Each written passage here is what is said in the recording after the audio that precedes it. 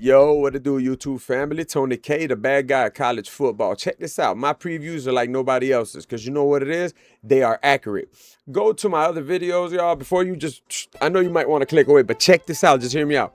I got a video 5 months before the Notre Dame and Miami game in week 1, and I predicted the exact score and exactly what would happen in that game. And I'm not lying. Just go to my channel, see the video, and right when you finish seeing this video, you'll see my credentials right there with that. I predicted the exact score. 27-24 Miami. Go on my videos, check it out. I got the preview for y'all, and thank y'all for being here, man. Look, I've been through a lot of things, and I've always loved football. My career in sports was ended because I made some bad decisions in life, and now I'm just trying to advocate for the youth. But my predictions are not going to come from being biased. I got the Michigan Go Blue on, but I am a Hurricane, baby, so let's get it. Let's dive into these predictions, and I'm going to tell y'all why this game could be a one-sided lob thing, and I'm telling y'all why right now. So anyways, y'all, the prediction I have right here in this situation is two things, right? And I'm going to get into this video is going to be very short and simple. You can have an audio and listen to it however you want to see it, but I will have some editing in it. I'm not going to make it just the, dirt cheap type of video. I'm learning too, man. I'm going along the way. By the way, I appreciate y'all. I'm grateful, man. Y'all been great. If you're here tuning in and you don't know me, man, God bless you. And I hope if you're going through something, man, you get through it, man. And if you are, leave it in the comments, brother. For real. Anyways, so Carson Beck and Marcel Reed, y'all. That's the difference maker. Has Marcel Reed ever been in a playoff? You know how much pressure Marcel Reed got on him, y'all? Let me tell y'all, 2023 Carson Beck was probably the best quarterback in the nation. He led his team to a 12-0 season. Obviously, y'all beat a lot of great teams. On Miss that year, Florida. A lot of great teams. Went to Auburn and beat them 27-20. Had a lot of great games. He had Brock Bowers with him, make no mistake, but he played really good football. The next year, he lost to Alabama that year, SEC championship. Next year, he went to the championship, took an injury, went to Miami, hit the transfer portal. He became most hated by the Bulldogs. Bulldogs, maybe we'll see y'all soon. God bless y'all, though. Wish y'all some victory. Let's see if y'all get past Fernando Mendoza. I think y'all could. Anyways, y'all. So now, Marcel Reed is going to be under the bright lights, y'all. But there's a lot of key matchups here. And, Texas A&M is so dangerous, man. But they've never played a team like Miami. And I agree. Miami's never played a team like them. But I will tell y'all one thing. In offense, Notre Dame slightly has a better edge than Texas A&M, and I'm going to tell y'all why. Because they do have a better quarterback in completion percentage. All right, I want to remind y'all that Carson Beck has been the best quarterback in the past 5 weeks of college football in a lot of percentages over Fernando Mendoza and your favorite quarterbacks. And let me show y'all what Alex Donald had to say real quick before we get into the real key matchups and keys to victory and why it might be a one-sided thing and what the final score will be. Thank you. McPherson writes, Carson Beck's completion rate, his passing yards per game, which is 281.25. This is over the past 4 games. His total passing touchdowns and his passing touchdowns per attempts, which is at 9.82%, are all tops among the 12 starting quarterbacks in the playoffs during that stretch since November 8th. Carson is also just one of 3 quarterbacks among the dozen teams in the playoff with either 1 or 0 interceptions down the stretch of the season. The other 2 are Texas Tech's Baron Morton, who has 0 interceptions, and Ole Miss's Trinidad Chambliss, who, like Carson Beck, has just 1 interception. But folks, let's look at some of these other numbers just to emphasize again. And of course, we need Carson to carry it into College Station. Good news is he's played in all of the toughest road environments in the SEC before, so this will not be Beck's first rodeo playing in one of the toughest stadiums to play.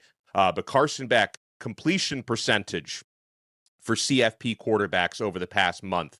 Carson Beck leads the field at 79.46%, basically 80%. Number 2 is Trinidad Chambliss at 76%. Julian Sayin of Ohio State just under 75%. So Carson leads in that category.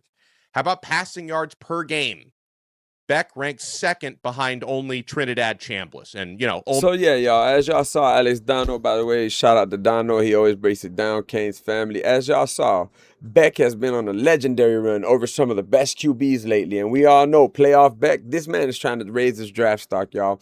No environment is too big for him. I'd be worried more about Julian saying if Miami wins this game in a neutral environment against Miami. I'd be more worried about Julian saying after I saw what happened. And I don't know if y'all would agree with me. One thing I did notice, because I'm going to state both points, and it's going to be a 12-minute video, y'all. 12 minutes is the limit. I got y'all.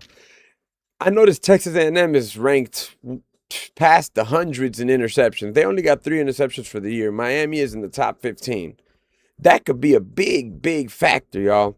All right. Marcel Reed is quick on his legs, and that's the only thing I don't like. But you know, this one thing I do like is the fact that Marcel Reed is not going to like to run because he's going to get hit hard if he keeps trying to run that ball on Miami. He is not a big guy. And one thing about it, I see Texas A&M with a little bit of the edge overall as the speed, but I see Miami having Malachi Tony to make up for that in explosive plays. But then I got Daniels and I got Miami as the bigger guys in size with some good speed too. But the hit power, Miami is bringing it. Miami's overall defense is better than Texas A&M's, y'all. What does scare me a little bit for Miami about Texas A&M is they're number one in third down conversions. Miami is the worst in penalties damn near in the league. If Miami doesn't stay ahead of the chains, they will lose this game because Texas A&M does great on third down conversions. They're number one in the country. Miami is top 15 in the country as well. But we have an animal called Cassius Howell, y'all. This guy will be faced up against Markel Bell, our tackle, and this matchup might be crazy because Bell's gotten good throughout the years. He's a big guy, big strength, has been great. I'm not exactly sure the amount of sacks he's led up this year, but Cassius, Texas A&M is ranked top in the nation on sacks, y'all. And it's due to this guy. He has these moves, man. He's so athletic, y'all. He's like a Bane on their side of the field, and Bell got to hold that down, y'all. You know, there's a weak spot there, and Beck has made some bad decisions, but in the past 5-6 weeks, he's been great. You know, but if you don't have good protection, as long as you take care of the ball, that's good. But the turnover margin, y'all, Texas A&M is one of the worst teams in the country in winning turnover margins, y'all. I'm talking about there's FCS teams ranked higher than them. That's a big thing, too. So, overall, Miami's a top 5 defense in the country. You know, and Texas A&M is not a great rushing defense compared to Miami. Even if Le'Veon Moss makes it back like y'all say he will, trust me, he's not going to run the way y'all think he's going to run. The size difference now, players to watch, Concepcion, Mario Craver, Bussy, all these receivers, even Marcel Reed with running the ball.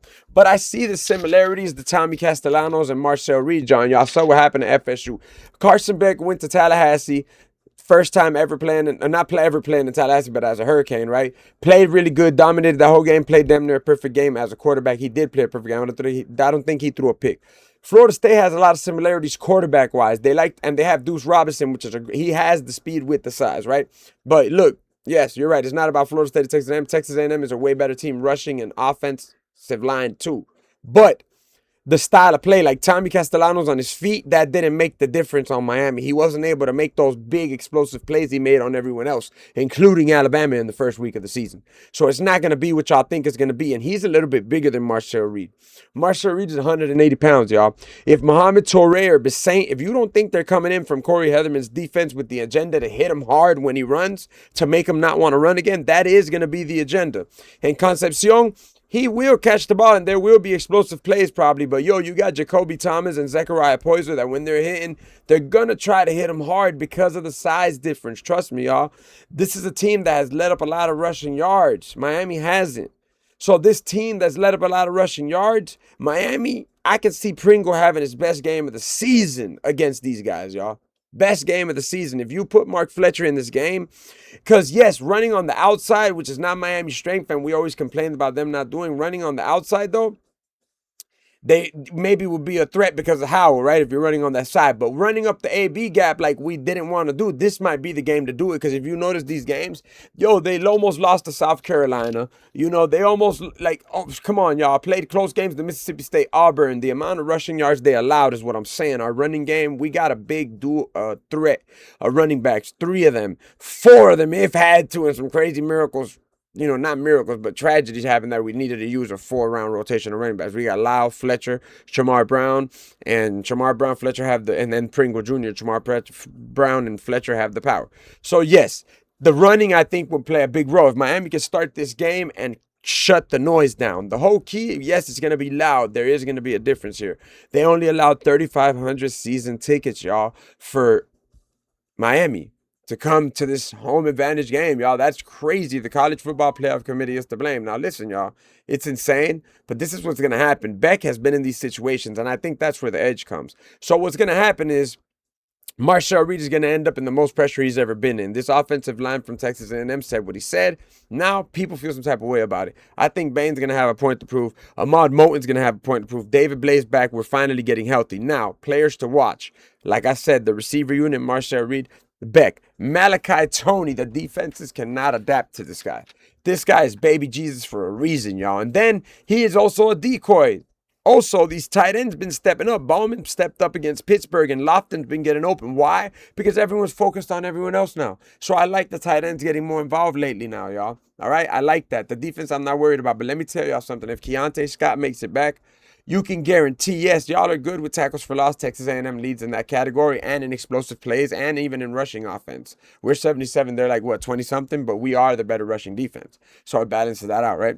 But, Keontae Scott is in y'all. That running from Marshall Reed is not going to happen. And I'm telling y'all now, fumbles is what can make the difference in this game. Fumbles. Remember what I said because of the size difference. I think Corey Heatherman and them are going to come with the agenda to get the fumbles. And remember I said this, y'all. Remember I said this. So now that we're talking about that, Shannon Dawson's opened up the playbook. Mario Cristobal's not playing conservative anymore. This is the team. This is the game. Carson Beck's draft stock's on the line.